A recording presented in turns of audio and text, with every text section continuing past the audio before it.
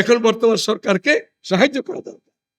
সরকার ওলামাদের কাছে এখনো আছে কয়দিন বাদে হয়তো আমরা যদি তাকে ভালো অনুসরণ ভালো সুবুদ্ধি না দেই তাহলে হয়তো আমাদের থেকে দূরে সরে যাবে। এখনই তার থেকে এই দাবিগুলো আমাদের আদিকরণে নেওয়ার জন্য সকলে সম্মিলিত চেষ্টা করতে হবে। ও আজকে কিন্তু কিছু কিছু করে ফেলাইছি, আমাদের মুরব্বী হারাজাত বলে দিছে ওয়াজ বাসাইনা করো না, আর এত চুক্তিমুক্তি করো না। আমাকে মাসে এমনি দিয়া যায়, আমার দলে টাকা দিয়া যায়, আপনাদেরকে দিয়ে দিবে, আপনাদের দিতেছে, আরো দিবে আরো দিবে আরো দিবে। আল্লাহ তৌফিক দান করে। বাংলাদেশে ইলেকশনের পর থেকে অশান্তি চলতেছে, ইলেকশনে যা গেছে তার থেকে বেশি চলতেছে এখন। এই সময় আমি যেন আমাকে বলি আমি আমার ওয়াইজিনদেরকেও বলতে পারি যে আমরা যেন কারো বিষয়বস্তু নিয়ে এমন কথা না আসে যে আরেকজন আমার বিষয় শুরু করে দেয়। বহুত শুরু হয়ে গেছে এখানে আমার কথার দ্বারায়। আমি তাকে দেখবো, আমি দল দেখবো না। আমার আগে ইমান ইসলাম, আগে ইমান ইসলাম, এরপরে দল বল, এরপরে পরাশক্তি এগুলা। কিন্তু আমার ইমান ইসলাম যেন নষ্ট না হয় আমার কথাবার্তা দ্বারায়। আজকাল ফেসবুকে বহু জিনিস আসতেছে, কারা কি লেখে, কারা কি বলে, কারা কি বলতেছে, কারা কি লিখতেছে। আমি রাবেতাতুল ওয়াহিদের খেদমতে আরজ করব, এখন দেশটা একটু অন্যরকম আছে। জালিমদের জুলুমের মধ্যে ছিলাম, এই জুলুমের থেকে আল্লাহ আমাদেরকে মুক্ত করছে। শেষ বয়সে আমি আমার রাবেতাতুল ওয়াহিদের আদিব ইসান এই জলসাকে দেখে মনটা খুব ভালো লাগতেছে। আর আজিজদেরকে বলবো আমাদের ওয়াজের দ্বারা যেন জাতির ফায়দা হয়। আমরা ওয়াজ করব, খুব জাতি শুনবে।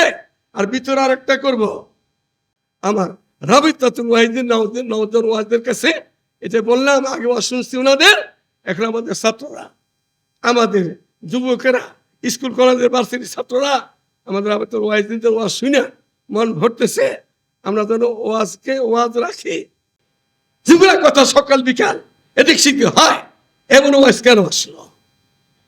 আমি মধুপুর স্ট্রিটে যাবো জানলেন, আর একবারে বসছিলেন আমাদেরকে নিয়ে গেছে মধুপুর বাসার কিছু লোক নিয়ে আদম যে মেইলে,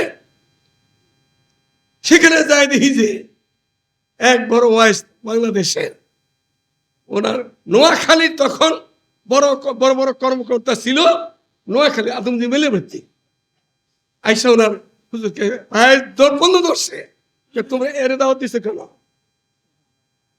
এরে দাওয়াত দিছো, আমারে দিলা কেন?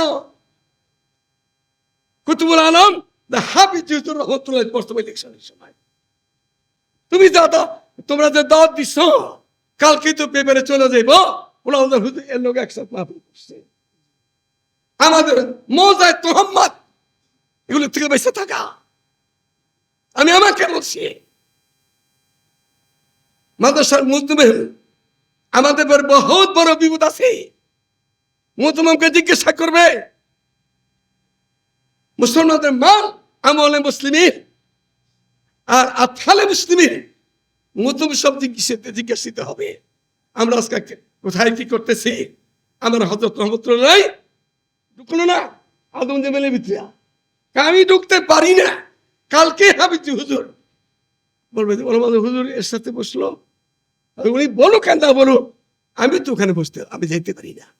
নোয়াখালীর বড় বড় কর্মকর্তা ছিল আদম জামেলে, হুজুর গেটেতে চলে আসলেন, চলো ঢাকা চলো, এই ধরনের ওয়াজ আমি যাই না। আমি বসিলাম, আমি বলেন উলামা বাজার ভাষায় পড়তাম, নোয়াখালী উলামা বাজার অলিদের কারখানা। সেই জমানাতে ওয়াজ শুনতাম মুফতি নুরুল হক সাহেব রহমতুল্লাহ জিরি মাদ্রাসা। ওই জমানাতে ওয়াজ শুনতাম পড়িয়া মুফতি চৌধুরী খলিফা, যশোরের মুহাদ্দিস সাহেব আবুল হাসান সাহেব রহমতুল্লাহ। ওই জমানাতে ওয়াজ শুনতাম চিটাগাংয়ের একজন মায়ের নাস ওয়াইদিন ছিলেন বাজারুল ইসলাম সাহেব। আর আমাদের এই পটিয়া ওনারা তো বুজুর্গ মানুষ, ওয়াজ নসিহত অতই করতেন না, এনারা ওয়াজ করতেন। ঢাকাতে ওই জমানাতে আইসা ওলামালা পড়তাম, আমরা পাইতাম বুজুর্গদের বুজুর্গ হাফিজ রহমতুল্লাহ। উনি তো ওয়াজ করতে পারতেন না, উনি বেহেশতি যাওয়ার সামনে শুনেইতেন পড়ে ফিরা, এটাই ওয়াজ। ওয়াজ শুনতাম, হযরত মৌলানা শামসুল হক ফরিদপুরি রহমতুল্লাহ সদস্য পিজিউদের কাছে বারবার বসার সুযোগ পেয়েছে। হযরত মৌলানা হাজরত আতার ইসা রহমতুল্লাহ আলাইহি, হাফিজুল হক পীর ভাই মুজাহিদিন মিল্লাত, এরকম বুজুর্গদের ওয়াজ শুনতাম।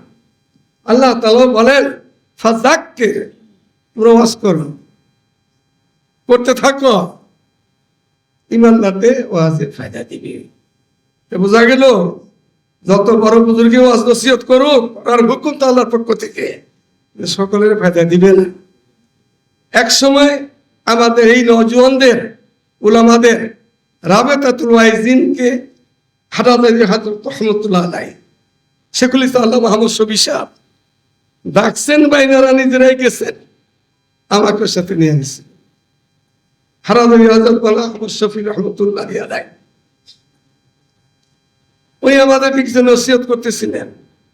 করতে করতে করতে করতে ওয়াইজিনদের সামনেই হুজুর কথা বললেন, তোমরা যত লোক আসছো আমার কাছে, আমি তোমাদের থেকে আমার জীবনে বেশি ওয়াজ করছি। যত আসছো সবাই থেকে আমি বেশি ওয়াজ করছি। আমি আমার ওস্তাদ যিনি আবিসাত লেখছেন আল্লামা আবুল হাসান হাটাদুল হাসান মুহাদ্দিস, উনি বললেন আমার ওস্তাদ, উনি আমাকে বলতেন আহমদ শফি ওয়াজ করো, ওয়াজ করো, আমার সামনে করো। তো পান্না নামাজ থেকে আমি পান্না নামাজ পড়তাম, তখন থেকে আমি ওয়াজ করা শুরু করছি। তোমাদের মতো যত ওয়াইজিন আজকে আসছো, সবাই ওয়াজ মিলাইলে আমারটা বেশি হবে। আল্লাহর সাদা সিধা কথা শুনে আমিও, আমাকে রাবেতুল ওয়াইজিনরা ওনারা আমাকে নিয়ে গেছে, আমিও শুনি, আমি তো আমি কিছুই নাই, আমাকে আমি শুনছি খেতে। হুজুর শেষে আমাদের এই নওজওয়ান রাবেতুল ওয়াইজিনদের সামনে বলছিলেন, আমি জীবনে কোনোদিন কারোর কাছে পয়সা চাই নাই, টাকা পয়সা চাই নাই, কিন্তু আমার এত দিয়া যায়, এত দেয়, আমি গয়না শেষ করতে পারি না। হারান বলছিলেন, আমি আমাদের রাবেতুল ওয়াইজিনদের সামনে কথাটা আবার নতুন করে শুনাই না। আমাদেরকে সেদিন বলছিলেন, ওয়াইজিনরা তোমরা কারো কাছে টাকা পয়সা চাই নিও না, এমনি আসবে, এমনি দিবে তোমাদেরকে, এমন কথা বলছিলেন। তো ওইটা তো হযরত জবান দেওয়ার শোভা পাইছে, বলছিলেন। আমরা তো এখন আজকের এই অবস্থাটা দেখে আমি তো বারবার কারা আসতেছে না আসতেছে জিজ্ঞাসা করছি, আমাদের সবাই তো এখানে চলে আসছেন। ওয়াইজিনদের সামনে আমি কথাটা বলবো যে আপনাদের, আমি ধরে মাওলানা রুমিন একটা কথা বলে আসবো, মোরাদারি ওয়ালে বলল নাদার দিন বদল ইবা, বদল ইবা, মোরাদারি ওয়ালে বলল নাদার দিন বলম ইমা, বদল ইমা নাদারি। ওয়াইজিনদের নামে চুক্তিপত্র হয়ে গেছে আজকাল বাংলাদেশের মধ্যে, মানুষ অনীহা পেশ করতেছে, বহুত আসুই না। আমরা শুনছে যে মুফতি সাহেব রহমতুল্লাহ নাই ওই জমানায় ক্ষতিবদ্ধ শুনছে। আমাদের জমানাতে এক সময় আমাদের মধুপুর দাওয়াত দিছিলাম এক ওয়াইজকে, তো ওনাকে দাওয়াত কেন দিলাম,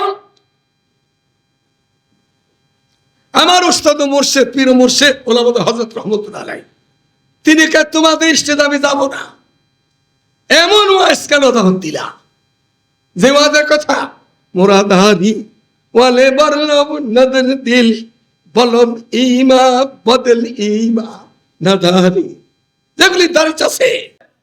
আগামী 11 তারিখ এই শনিবারের পরে শনিবার খতমে নবুয়ত সংরক্ষণের থেকে মধুপুর মাদ্রাসাতে উলামা সমাবেশ এই হইতেছে।